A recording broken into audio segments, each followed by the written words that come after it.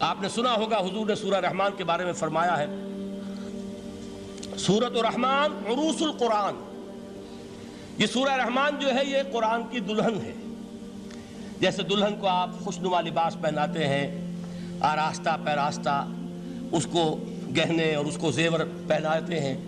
تو جس طریقے سے سجاتے ہیں آپ دلہن کو، اللہ تعالیٰ نے ایک سورت قرآن مجید میں یہ ایسی رکھی ہے سورہ رحمان کہ اسے خوب سجایا ہے۔